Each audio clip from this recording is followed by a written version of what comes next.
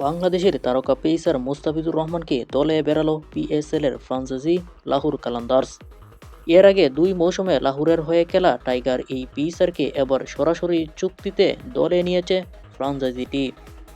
আনুষ্ঠানিক বিবৃতিতে লাহোর কালান্দার্স জানিয়েছে, আমাদের বাংলাদেশি ভাই মুস্তাফিজুর রহমানকে 2016-2018 সালে দলে নেওয়া হয়েছিল। এখন আমাদের সাথে সরাসরি চুক্তিবদ্ধ। অবশেষে পরিবারের মাঝে আবারও ফিরে এসেছে মুস্তাফিজ। ফিজকে সরাসরি চুক্তিতে দলে বেড়াতে লাহোর কালান্দার্সের ব্যয় হয়েছে ৬,৪৪,০০,০০০ পাকিস্তানি রুপি, বাংলাদেশি মুদ্রায় যা ২,৮১,০০,০০০ টাকার বেশি। ইন্ডিয়ান প্রিমিয়ার লিগ অর্থাৎ আইপিএলের আসন্ন আসরে কলকাতা নাইট রাইডার্সের হয়ে খেলার কথা ছিল মুস্তাফিজুর রহমানের। তবে আসর শুরুর আগেই বিসিসিআইয়ের নির্দেশে তাকে স্কোয়াড থেকে বাদ দেয় কলকাতা। মুস্তাফিজ ইস্যুতে পাল্টা বড় পদক্ষেপ নিয়েছে বাংলাদেশও।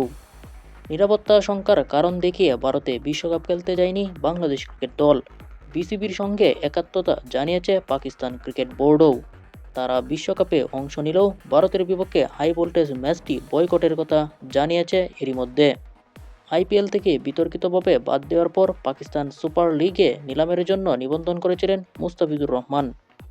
এর আগে পিএসএলে 2018 সালে লাহোর কালান্দার্সের জার্সিতে ৫ ম্যাচে ৬.৪৩ ইকোনমি রেটে ৪ উইকেট নিয়েছিলেন বাঁহাতি পেসার। মুস্তাফিজের এমন পরিসংখ্যান ও সাম্প্রতিক ফর্ম মিলিয়ে তাকে পেতে কারাকারি পড়বে এমন ধারণা ছিল।